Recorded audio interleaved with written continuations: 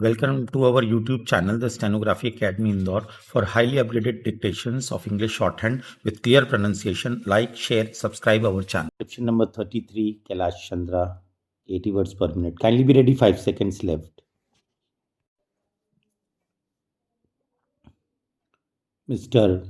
Vice Chairman, Sir, the Plantations Labour Bill 1973 was introduced in the Rajya Sabha on the 6th March 1973. Then it was referred to a joint committee of both the houses, and this joint committee submitted its report in 1975.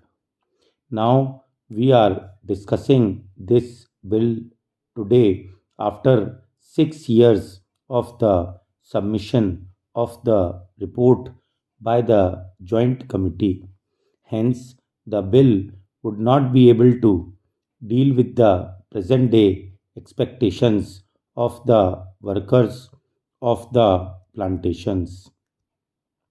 The original act in regard to the plantation labor, namely the Act of 1951, itself provided various welfare measures for the plantation labor. But unfortunately, the planters nonchalantly violated all these provisions for welfare measures. The main question, therefore, is the question of implementation of the provisions of the Act. Mere amendments will not improve the position. There is no provision in the present bill also as to how these measures, these provisions can be implemented and what the government is thinking in terms of implementing these provisions.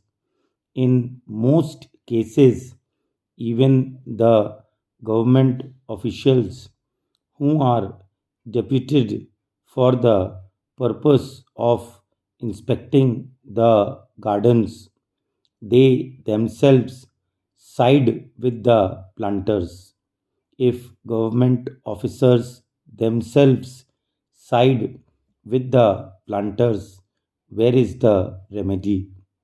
Hence, we should devise ways and means and adopt measures so that the provisions which are made in the Act and the bill, the present bill, are implemented properly. Sir, the provisions in the present bill fall far short of the expectations of the working population in the plantations. In the present bill, it has been suggested that the acreage of the plantations in regard to which this act will be applied will be reduced to 5 hectares. But this is also not sufficient because under this also the owners, the planters will take shelter and many of the plantations will still remain uncovered. This should be further reduced to 2.5 hectares. So far as compensation for house collapse is concerned, it has been said here that if the occupant of a house is directly responsible for the collapse, he will not be entitled to compensation. Under this provision, sir, the employers will take shelter and deprive many workers of getting compensation. Sir, it is known to everybody that the plantation industry is the biggest foreign exchange earning industry. The productivity of this industry in India can increase only if the labor are contented. Contented labor alone can improve the efficiency and productivity of the plantation industry. So, the need of the hour is not to bring such piecemeal legislation. What is needed today is a comprehensive bill which should deal with all aspects of the working conditions of the plantation labor. The need of the day is to introduce such a bill where workers will have full participation in managing the gardens, and this plantation industry should be nationalized immediately. Sir, Assam is one of the most important tea producing states in the country. There, formerly, the tea gardens were owned by the Britishers.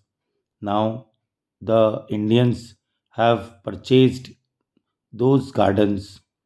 After these gardens have gone to the hands of the Indian planters, the situation has not improved. Rather, it has deteriorated. The efficiency of the gardens has deteriorated. Even the local people and educated tea labor youths are being deprived of getting employment in the gardens. Therefore, steps should immediately be taken to nationalize this industry. Here, sir, I would like to inform the House that in 1978-79, the ruling Janata Party in the Assam Assembly had adopted a resolution unanimously for nationalization of tea industry in Assam. If the government is not willing to nationalize the entire plantation industry, I would request that the government should take early steps, at least to nationalize the tea industry in Assam. It is a very vital matter for the economic self sufficiency of Assam state, and it is very important from the point of view of increasing efficiency and productivity of the gardens also.